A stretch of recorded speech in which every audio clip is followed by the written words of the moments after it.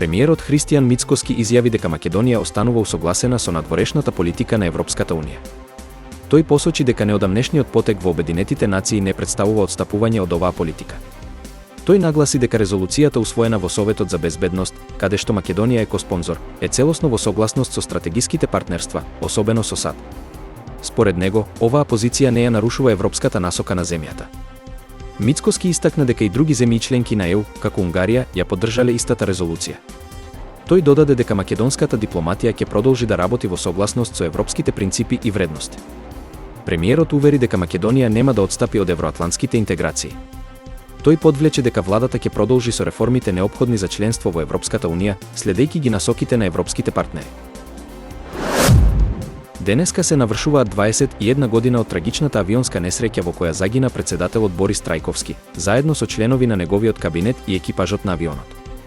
Несреќата се случи на 26 февруари 2004 година во близина на Мостар, Босна и Херцеговина. Во чест на загинатите, денеска ќе се одржат комеморативни настани во Скопје, Струмица и Ротимље, местото на несреќата.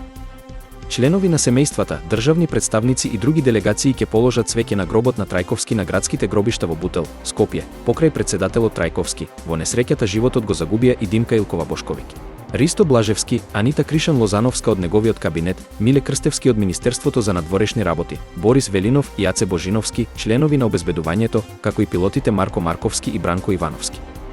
Председателот Борис Трајковски беше втор председател на независна Македонија, избран во 1999 година. Неговото председателствување беше обележано со посветеност на евроатлантските интеграции и надминување на внатрешните конфликти во земјата.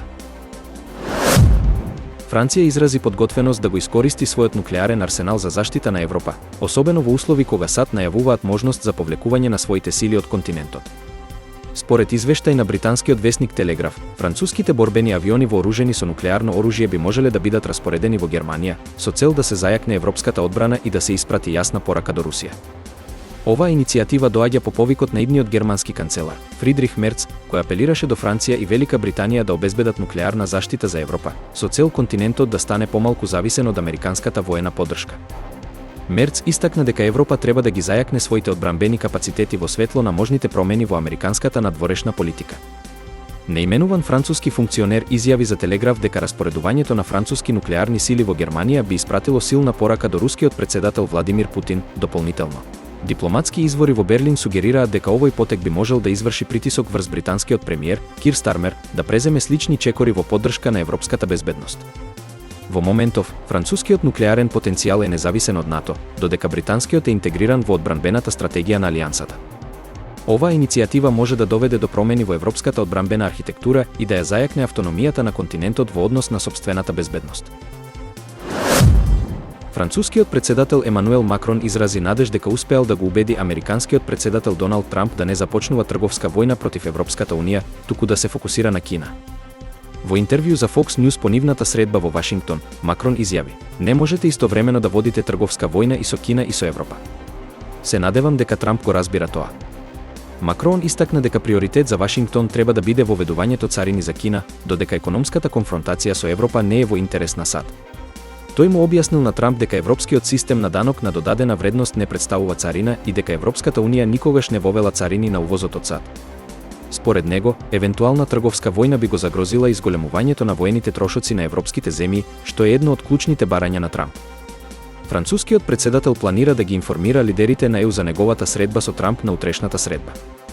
Оваа иницијатива има за цел да ги намали трговските тензии меѓу САД и ЕУ и да се избегне потенцијална економска конфронтација, која би можела негативно да влијае на двете страни. Посетата на Макрон на Вашингтон се смета за клучен дипломатски потек во односите меѓу САД и Европа, особено во контекст на глобалните трговски предизвици и потребата од заеднички пристап кон економските прашања. Неговите напори се насочени кон зајакнување на трансатлантската соработка и избегнување на непотребни трговски конфликти.